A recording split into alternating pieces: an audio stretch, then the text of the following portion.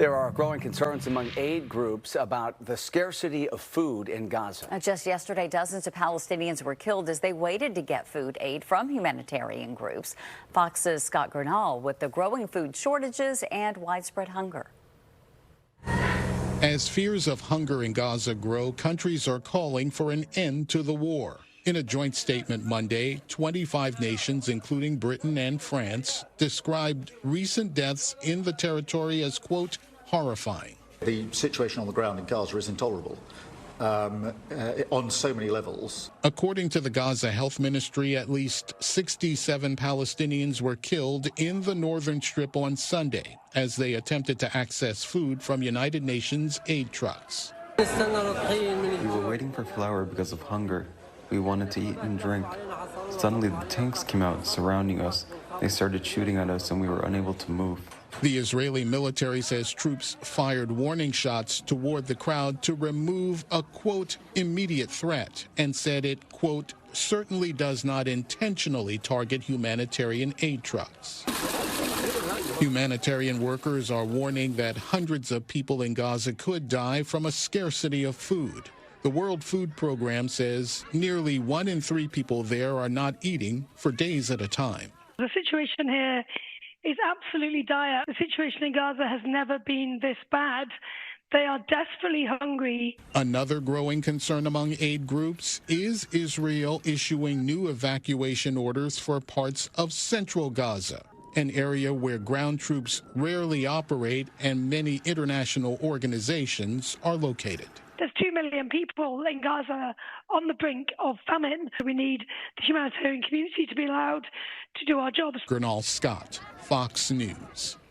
All right, for more perspective now on the situation unfolding in Gaza, let's bring in Stephen Zunes, professor of politics and international studies at the University of San Francisco. Professor, it's good to see you. Thank you for the time, as always, here. And let's start, if we could, with this joint statement that was put out by more than 24 countries calling for an end to the fighting in Gaza. What kind of an impact do you think a statement like that, a unified statement like this, may have on Israel? Do you think it might prompt them to shift their approach, at least to how humanitarian aid is delivered to Gaza? It's one of a number of initiatives. This is significant because it includes some major countries that have historically been close to Israel, who do not have any particular anti-Israel bias in their policies. Yet they recognize the incredibly horrific humanitarian crisis. But the United States refused to be part of this effort. The Trump administration and congressional leaders of both parties seem to be continuing to support Israel's war effort. And as long as the United States refuses to put pressure on Israel, such as threatening to withhold certain offensive military aid and that kind of thing, it's doubtful that Israel will pay much attention to these other nations and their initiatives. Yeah, and this statement obviously spotlights the way that Israel is delivering humanitarian assistance to civilians in Gaza, calling the aid delivery model dangerous here. And obviously we saw the attack, and we just heard about the attack that happened over the weekend. What obligations does Israel have to help Gazans under international humanitarian law? What is Israel required to do? International humanitarian law is quite clear that Israel, like any country, cannot deny adequate food and medicine to those under siege.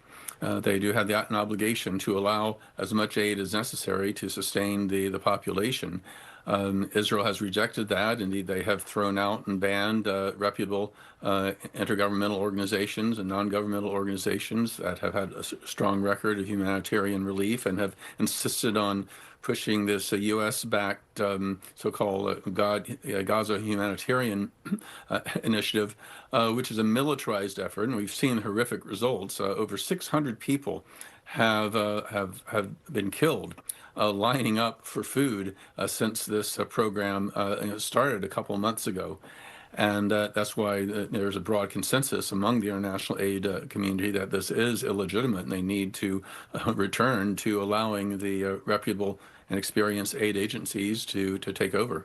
Yeah, we obviously have heard that Israel is rejecting the criticism of how it's carrying out its operations and the delivery of humanitarian aid in Gaza. And Israel specifically is accusing Hamas of siphoning off much of the food that's being sent into the country. Is there any evidence of that aid being diverted in that fashion? There is some evidence, but not extensive. The vast majority of the food has been reaching those who are in need. I mean, Hamas, of course, is an authoritarian and corrupt and terroristic entity.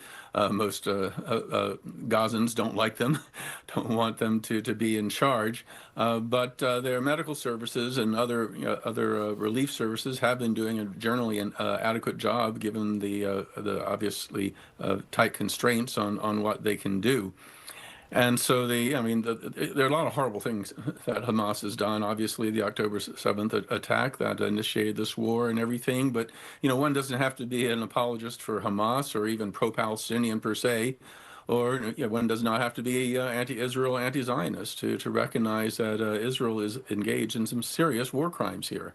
Both the denial of the food and medicine and also the attacks on civilian targets. And so this is why you have these many nations, again, many traditionally pro-Israel, saying, hey, wait, this is enough. This is not justifiable. Hamas has agreed to release all the hostages in return for a ceasefire and withdrawal of Israeli occupation troops.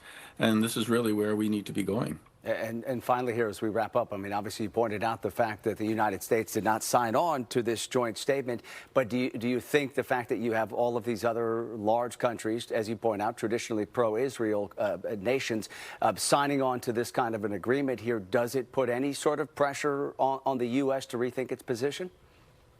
Under the current administration, of course, is not one that is too concerned about what other countries think of it. I mean, the Trump has very much believes we should go our own way and is less sensitive to international criticisms than previous presidents. At the same time, American public opinion, including among many Republicans, are concerned about the humanitarian crisis and U.S. culpability and what's going on. I mean, we're going to be looking back at this, I think, in the decades, the way we looked at U.S. support for Guatemala's genocide against the indigenous peoples in the early 1980s, or the various death squads and other repressive regimes the U.S. has supported during the Cold War.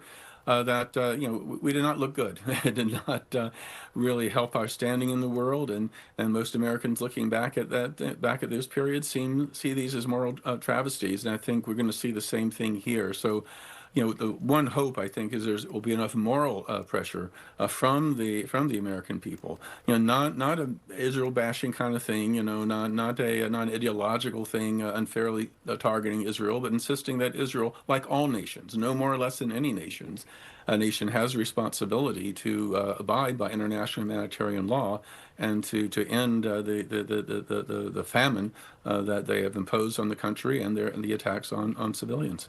All right, we appreciate your perspective as always. Professor Stephen Zunes from the University of San Francisco. Great to have you on. My pleasure. Thank you.